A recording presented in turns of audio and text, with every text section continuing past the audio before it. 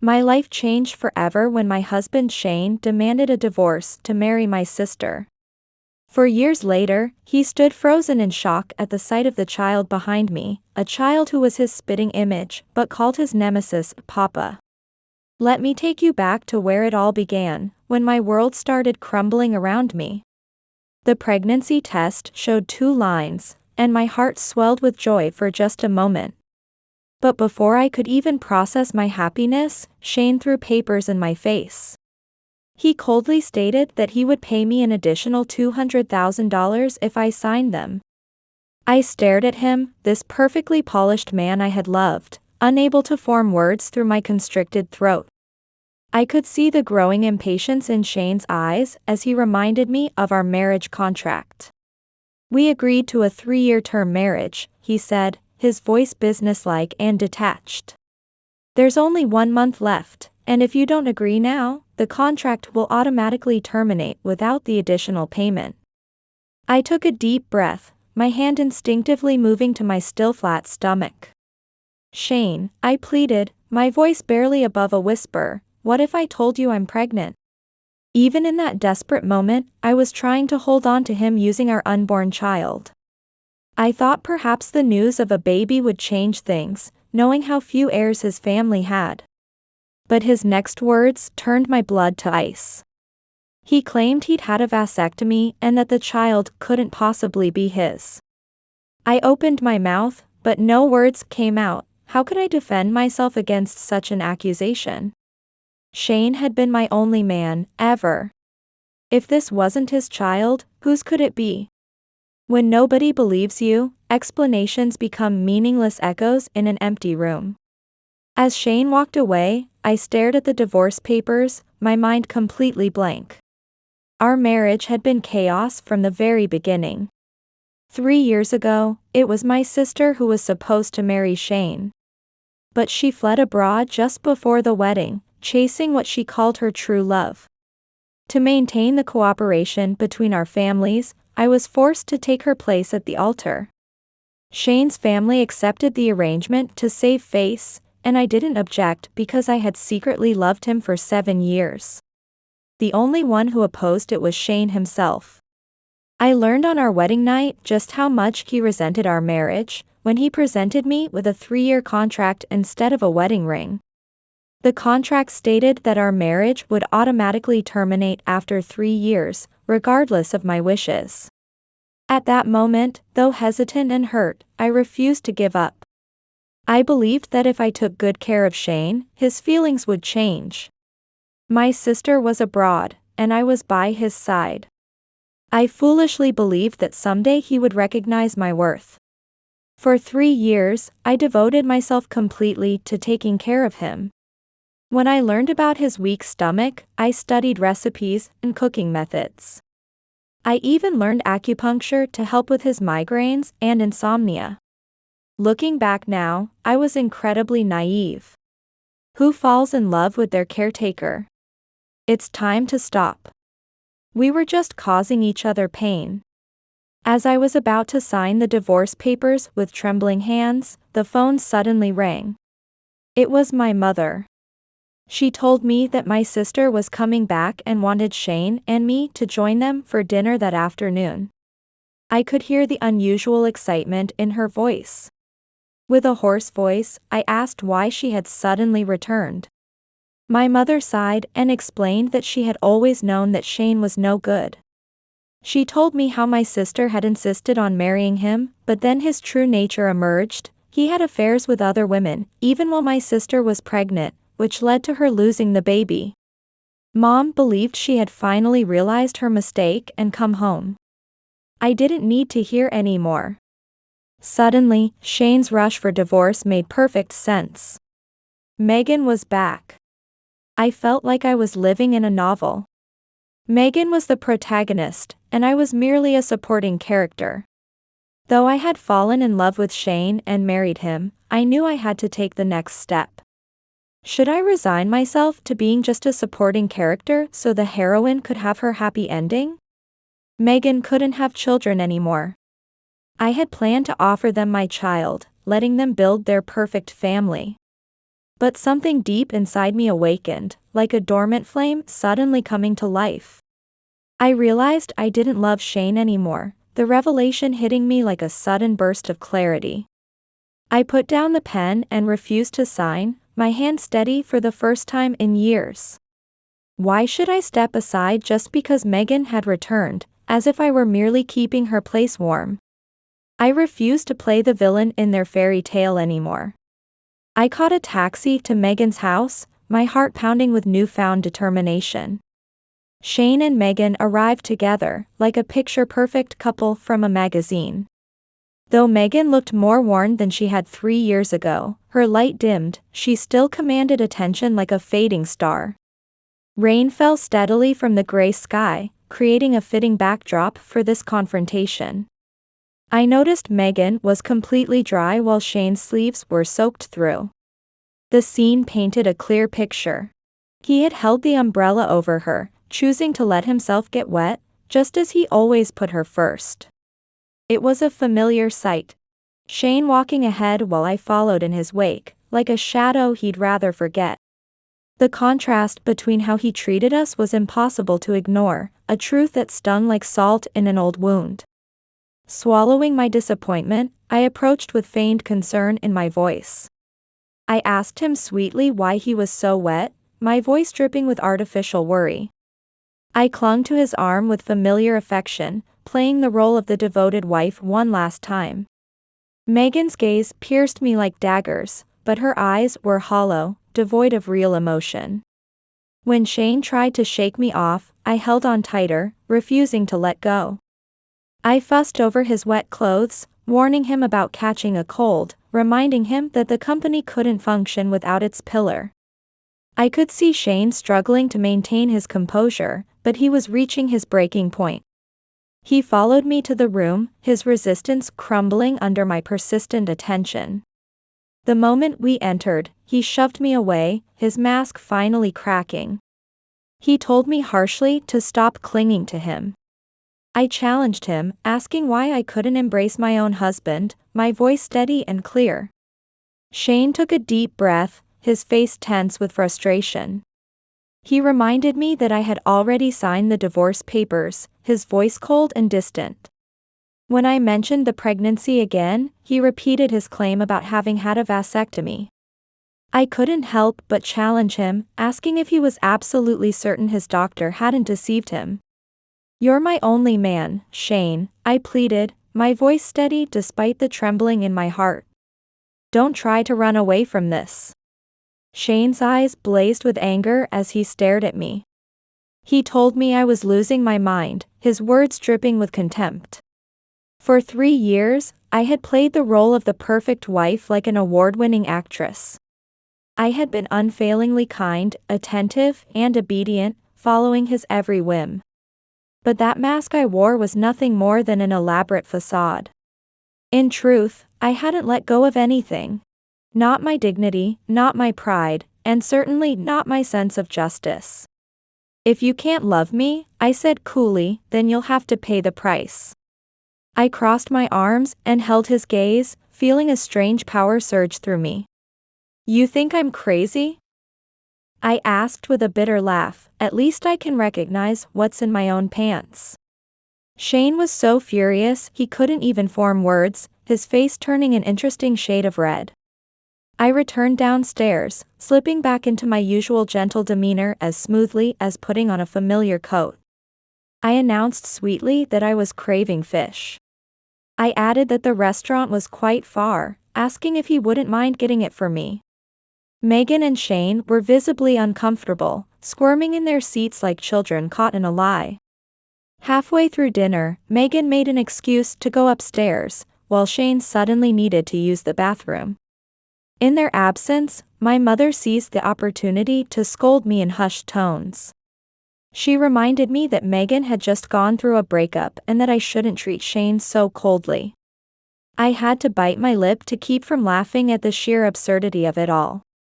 "It's always the same," I replied bitterly. "When Megan left, I was used as her replacement, and now that she's back, everything revolves around her again."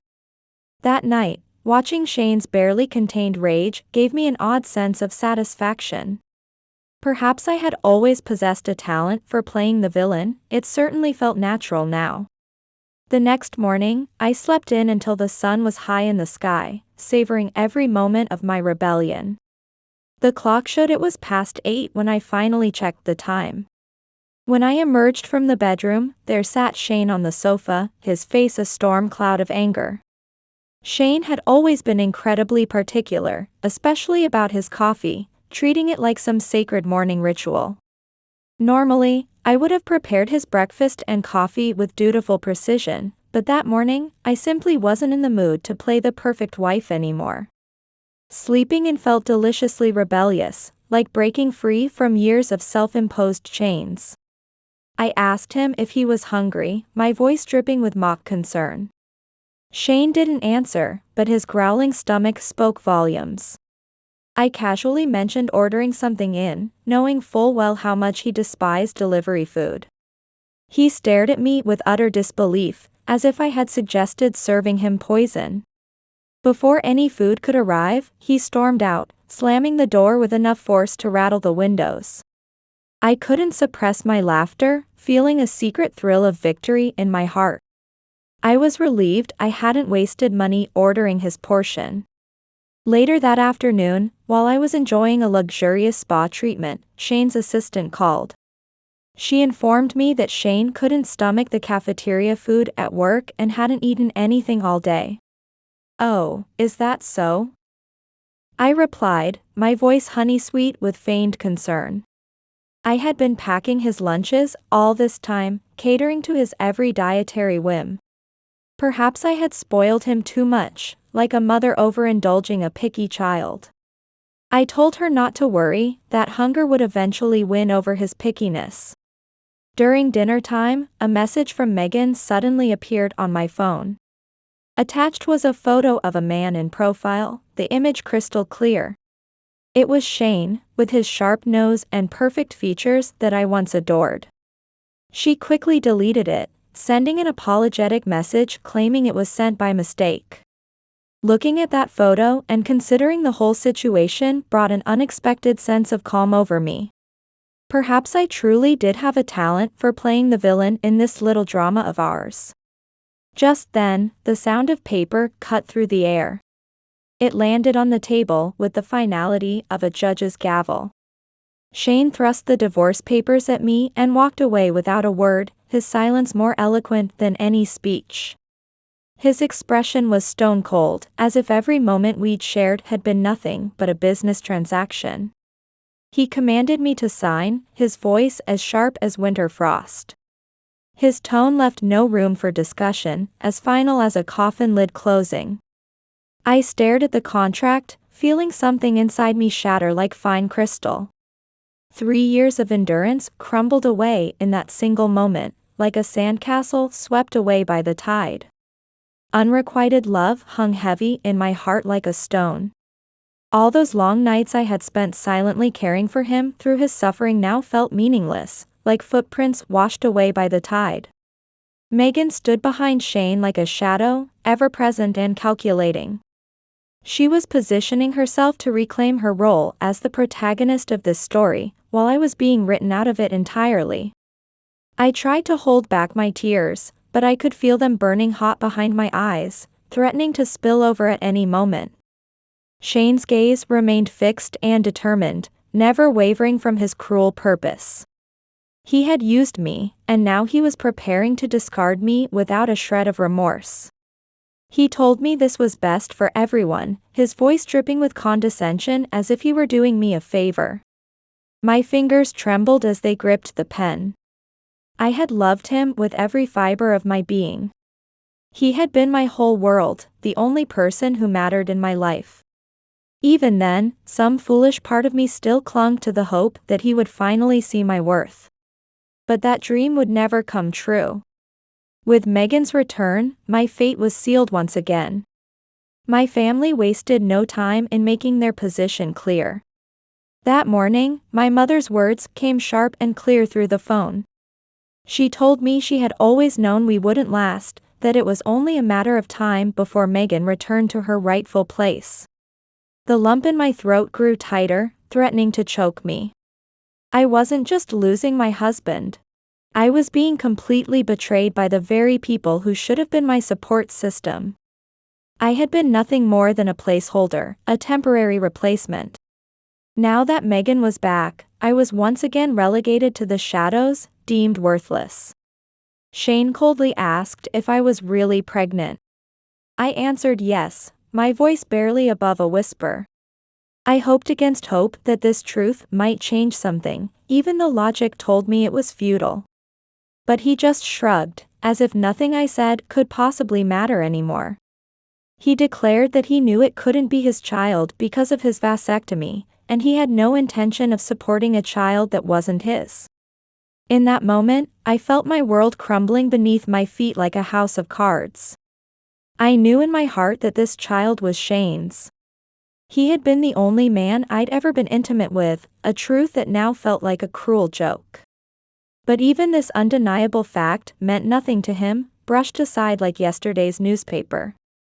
He rejected not just our unborn child, but every moment, every connection we'd ever shared. With trembling hands and a shattered heart, I signed the divorce papers, each stroke of the pen feeling like a knife in my chest. In that moment, I lost everything I'd ever held dear. Right before my eyes, Shane and Megan embraced, celebrating their victory like actors taking a final bow. There were no apologies, no explanations, just the cold silence of betrayal. I was nothing more than a disposable pawn in their elaborate game. Without a backward glance, I walked away from that scene, my dignity the only thing I had left. The next day, my mother called, her voice dripping with false concern. She insisted I attend a family dinner to formally bid farewell to everyone, as if my departure were some kind of social obligation. She told me, with that condescending tone I'd grown to hate, that Shane had never been mine to begin with. He had always been Megan's destiny. I hung up without a word, letting the silence speak volumes.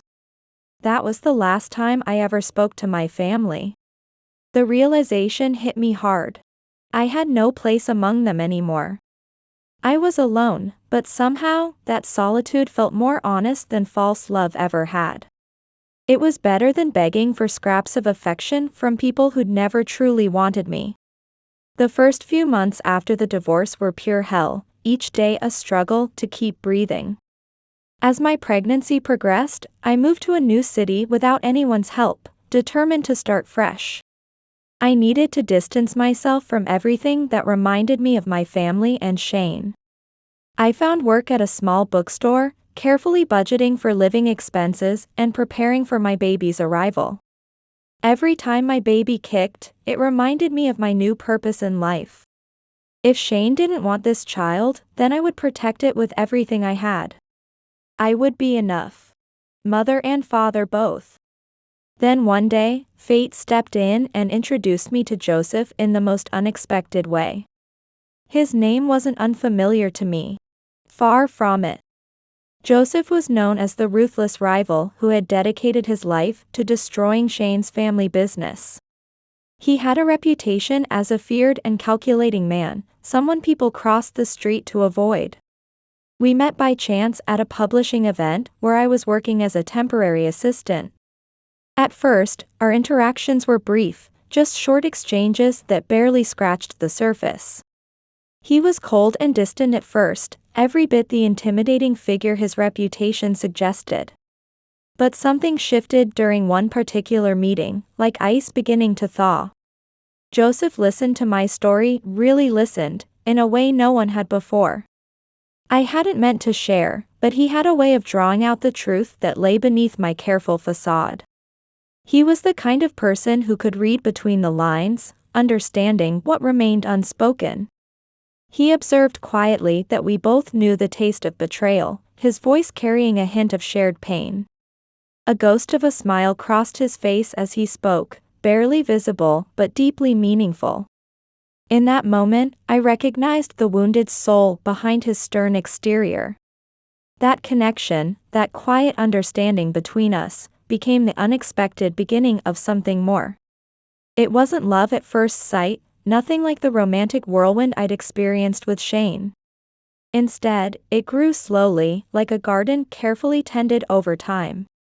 Our relationship blossomed through late-night conversations, small thoughtful gestures, and most precious of all, the feeling of being unconditionally accepted. Joseph never questioned my pregnancy or demanded explanations. He never used my past to diminish me, unlike those who had once claimed to love me. When my son was born, Joseph embraced him as his own from the very first moment.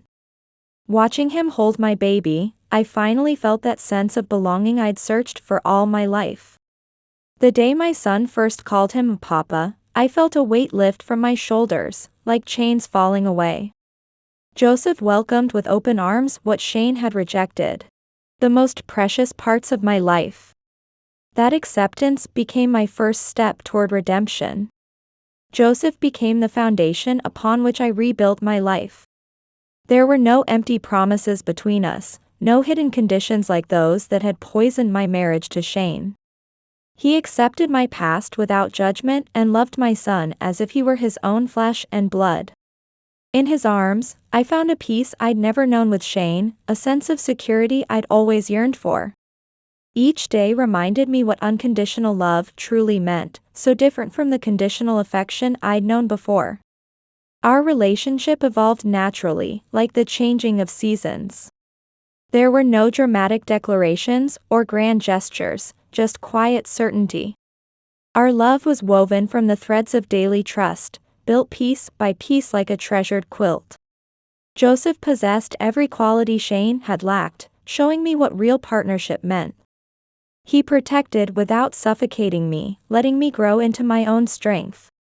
He stayed close without controlling, giving me the freedom I'd never had before.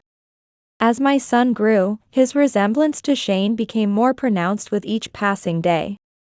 The same dark hair, those sharp eyes, and that slightly crooked smile marked my son's undeniable resemblance to Shane. Yet in his mannerisms and the way he mimicked Joseph, it was crystal clear who his true father was in every way that mattered. Every time I watched Joseph lift our son and teach him how to ride a bike, a quiet satisfaction settled in my heart.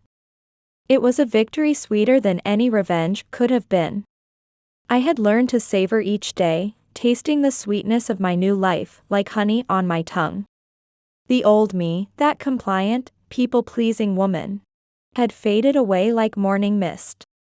This new version of myself stood strong, decisive, and above all, gloriously free. I had learned to enjoy every moment without guilt and to be happy without asking anyone's permission, like a bird finally freed from its cage.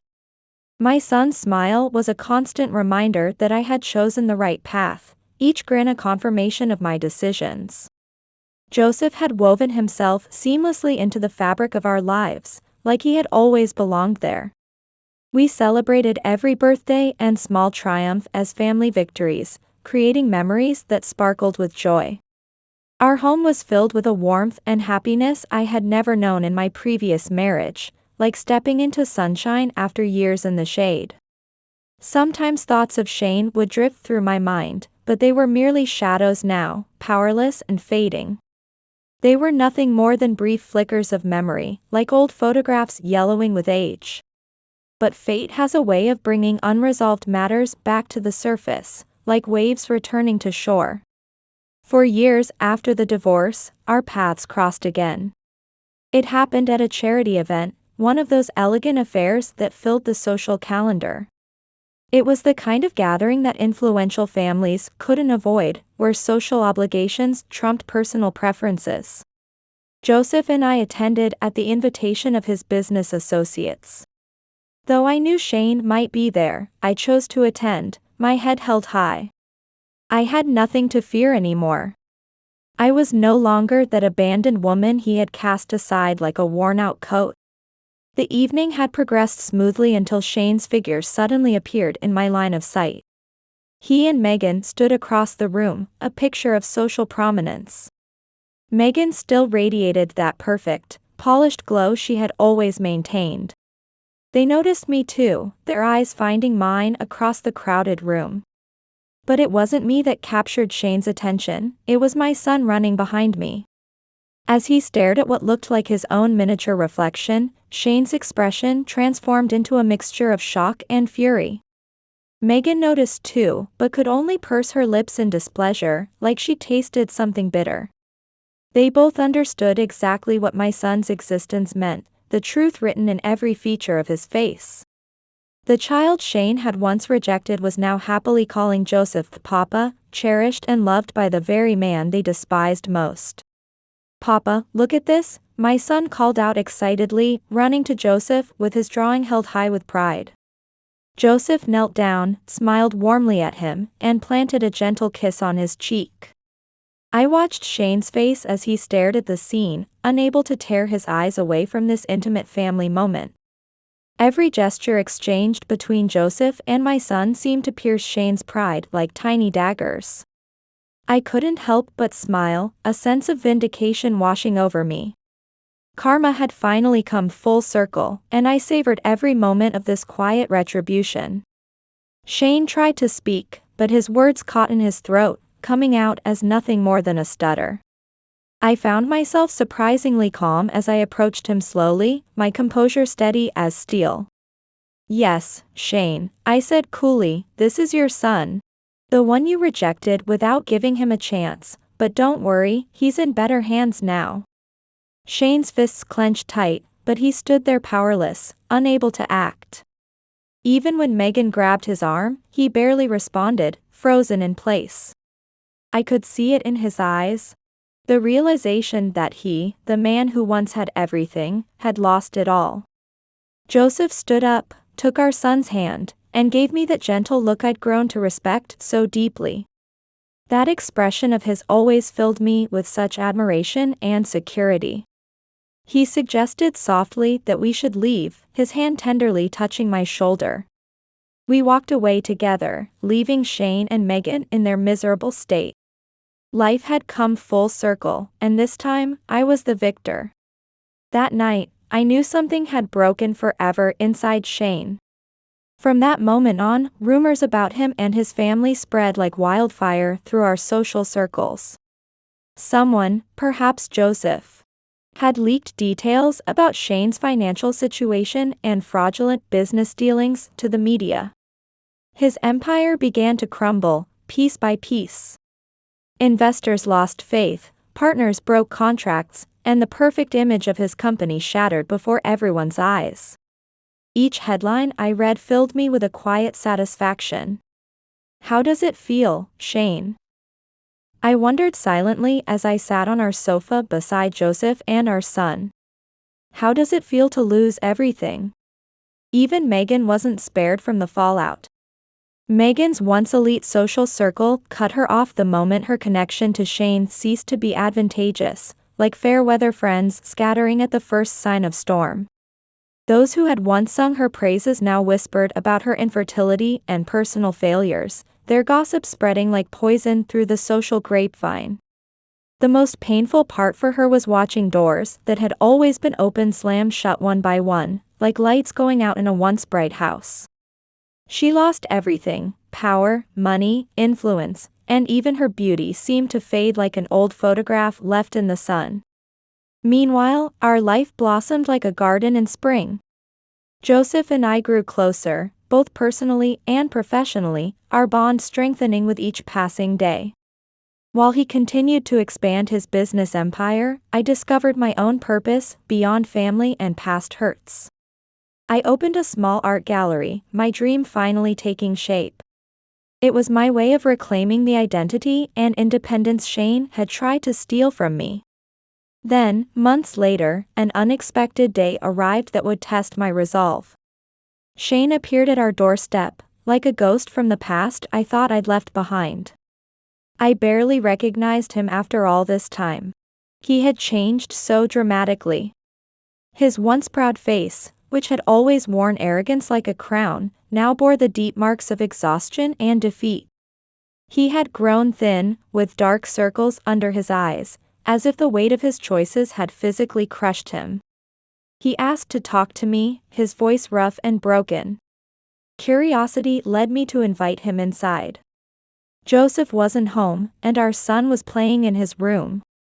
We sat in the living room, letting silence stretch between us like an invisible wall. Finally, Shane broke the silence. He admitted his mistakes, saying he had lost what mattered most and wanted to make amends and see his son. I felt a bitter laugh rise from deep within me. It was all so predictable, almost pitiful in its timing. Of course, now that his life lay in ruins, he finally recognized the value of what he'd thrown away. I told him firmly that it was too late, that our son already had a father, and it wasn't just him anymore. His face crumpled like a discarded piece of paper. He might have been hoping for redemption or a second chance, but I had nothing to offer him. Even his once powerful name had become nothing more than a burden he carried. He whispered my name, begging, tears gathering in his eyes. I leaned closer to Shane, letting each word cut like a knife as I spoke. My voice was steady and cold as I told him that he was the one who had rejected our child, and now he had no rights, he was nothing but a stranger. Shane rose slowly from his seat, as if the weight of my words had crushed him. He left without a word, his shoulders slumped, looking like a man whose soul had been drained away. I closed the door behind him and, for the first time in years, took a deep breath of relief. I had one. There were no screams or arguments this time, just the quiet of defeat settling over everything. In the months that followed, Shane and Megan gradually faded from society's spotlight like stars burning out. They were overwhelmed by debts, drowning in rumors, their reputation crumbling to dust. No one mourned their departure or even bothered to remember them. They sank into their own misery, trapped in an endless cycle of blame and accusations. One day, I heard rumors that Megan had left Shane, unable to weather the storm of their collapse. Their relationship couldn't survive the destruction they had brought upon themselves. It was inevitable, really. They had used each other up until there was nothing left to take. That was the last I ever heard of them. While they were being consumed by their self-made hell, our life continued to blossom like a well-tended garden. Joseph and I built a real family, one without betrayals or secrets. Our son grew up surrounded by love and protection, his eyes reflecting a bright future. If I had remained trapped in my past with Shane, I would never have known this happiness. Every morning, watching our son run into Joseph's arms filled me with an indescribable satisfaction. I had gained more than I could have ever imagined. Not only had I found love, but I had built a life free from shadows and full of purpose. One day, while walking in the park, our son looked up at Joseph and asked why he didn't have another papa. Joseph held him close and told him that fate had found him the best papa possible. His words filled my heart with gratitude. It was the perfect ending to our story. It was the confirmation that everything had finally been rewarded. I no longer needed to look back over my shoulder at the shadows of my past. The past held no power over me anymore, like chains that had finally rusted away. Years later, on a rainy afternoon, I received an anonymous letter.